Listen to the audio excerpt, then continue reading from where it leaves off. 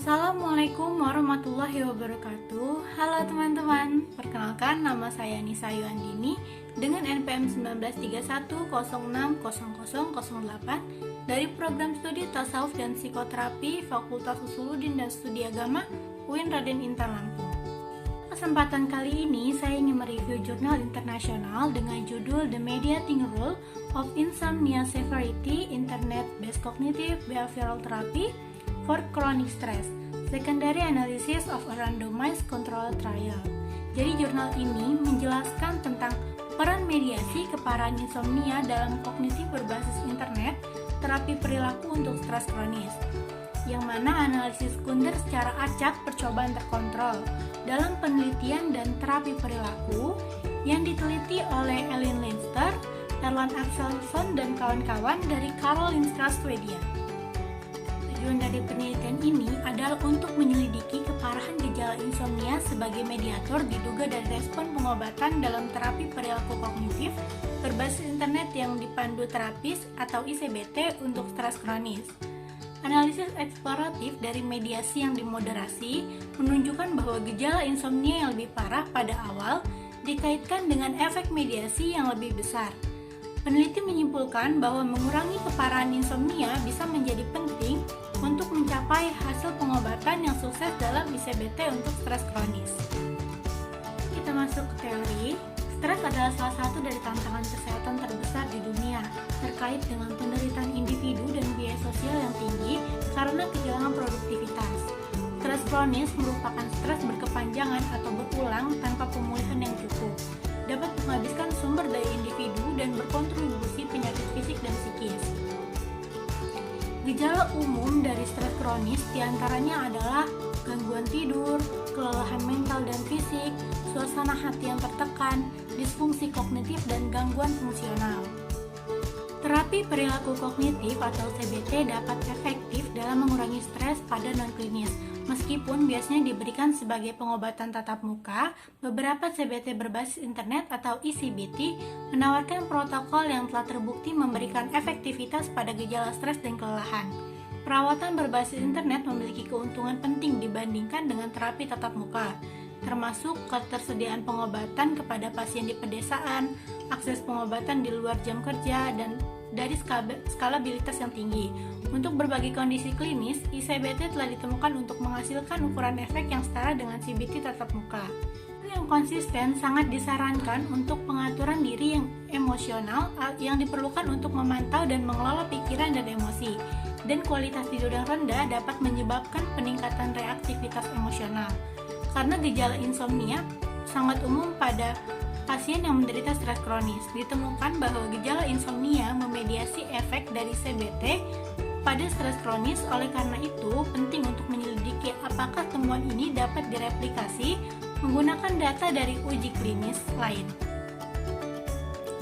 Peneliti baru-baru ini menyelesaikan uji coba terkontrol secara acak dari terapis ICBT untuk pasien yang menderita stres kronis dan menemukan bahwa bentuk CBT ini dapat menyebabkan peningkatan besar dalam stres yang dirasakan dan gejala kelelahan dibandingkan dengan kondisi kontrol daftar tunggu atau WLC.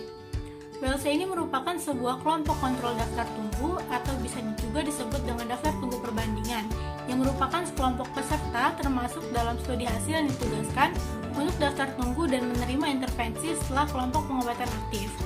Kelompok kontrol ini berfungsi sebagai kelompok pembanding yang tidak diobati selama penelitian, tetapi akhirnya menerima pengobatan di kemudian hari. Selanjutnya ada hipotesis. Hipotesisnya adalah bahwa alokasi untuk ICBT akan menjadi prediksi penurunan yang lebih besar dalam keparahan insomnia dan pengurangan keparahan insomnia akan menjadi prediksi pengurangan dalam stres dan kelelahan yang dirasakan. Hipotesis lainnya adalah akan ada efek tidak langsung yang signifikan dari ICBT terhadap tingkat keparahan insomnia, yaitu efek ICBT akan menjadi mediasi oleh perubahan keparahan insomnia. Lalu yang terakhir, peneliti melakukan analisis mediasi yang dimoderasi eksploratif untuk menyelidiki apakah mediasi dari efek keparahan insomnia diprediksi oleh keparahan gejala insomnia secara garis besar. Selanjutnya kita masuk ke dalam kriteria peserta. Yang pertama, peserta berusia 18 sampai 65 tahun. Yang kedua, diagnosis primer gangguan penyesuaian atau gangguan kelelahan. Yang ketiga, tidak ada penyalahgunaan atau ketergantungan zat selama 6 tahun. Yang keempat, tidak ada psikosis atau gangguan bipolar saat ini atau di masa lalu. Yang kelima, tidak ada ide bunuh diri. Yang keenam, jika ada pengobatan dengan agonis monoamina, harus sudah stabil selama 1 bulan terakhir. Yang ketujuh, tidak sedang dalam perawatan psikologis yang berkelanjutan. Pelamar merujuk sendiri melalui portal web studi. Pernyataan kriteria dikonfirmasi melalui penyaringan online dan 60 menit wawancara telepon yang dilakukan oleh psikologi klinis, meliputi wawancara neuropsikiatri, yaitu gangguan penyesuaian dan gangguan kelelahan dinilai dengan wawancara yang dikembangkan khusus untuk percobaan yang mengikuti kriteria diagnostik untuk didiagnosa. Selanjutnya, kita masuk dalam prosedur pengobatan.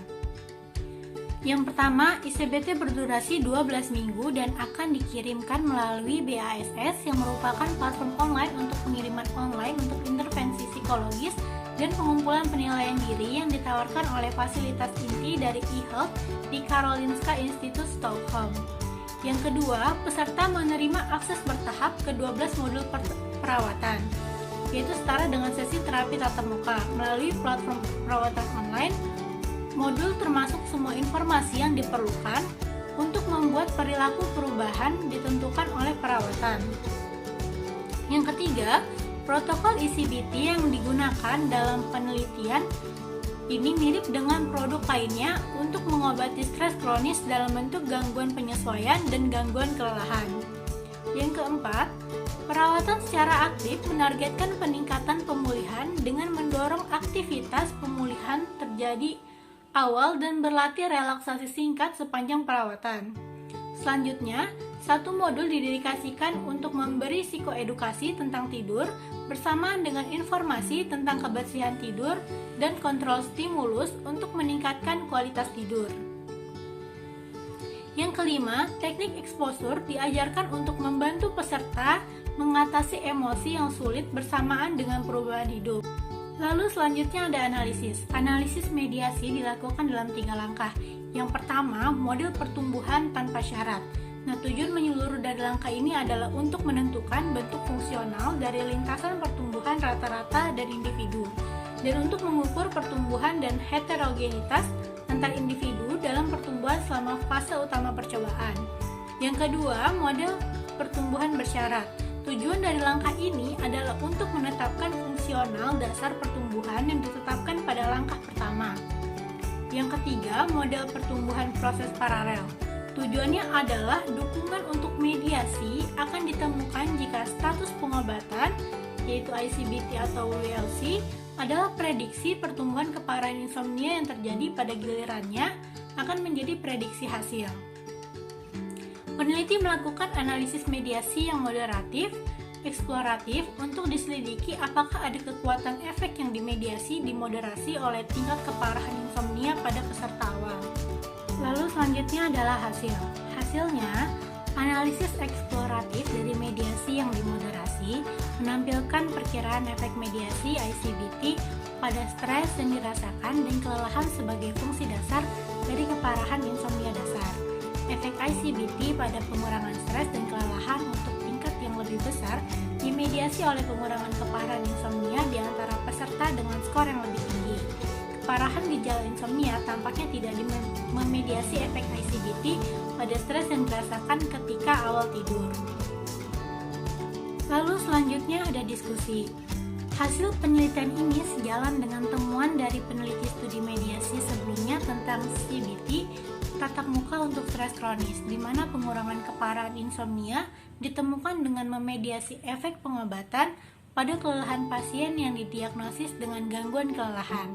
Pada penelitian ini, peneliti dapat memperluas temuan untuk pasien yang didiagnosis dengan gangguan penyesuaian dan mengusulkan bahwa penurunan kepala dan insomnia juga memediasi efek pengobatan pada tingkat stres yang dirasakan. Fakta bahwa CBT pada penelitian ini disampaikan melalui internet sebagai lawan dari tatap muka, mendukung semakin banyak bukti dengan menunjukkan bahwa kedua pengiriman format dapat menghasilkan efek yang setara. Hasilnya juga sejalan dengan temuan dari studi prospektif bahwa menunjukkan pentingnya tidur dalam pencegahan dan rehabilitasi stres kronis. Kesimpulannya, peneliti menemukan bahwa pengurangan gejala insomnia keparahan secara statistik memediasi efek ICBT yang dipandu terapis pada gejala stres dan kelelahan yang dirasakan dalam sampel yang didiagnosis dengan gangguan penyesuaian dan gangguan kelelahan. Peneliti menyarankan bahwa mengurangi keparahan insomnia dapat membantu pentingnya untuk mencapai hasil pengobatan yang sukses di ICBT untuk pasien dengan gangguan penyesuaian dan gangguan kelelahan, terutama bagi mereka yang mengalami insomnia pada keparahan awal. Sekian review jurnal yang dapat saya sampaikan, selebihnya saya mohon maaf. Jangan lupa like, comment, and subscribe. And see you on the next video. Wassalamualaikum warahmatullahi wabarakatuh.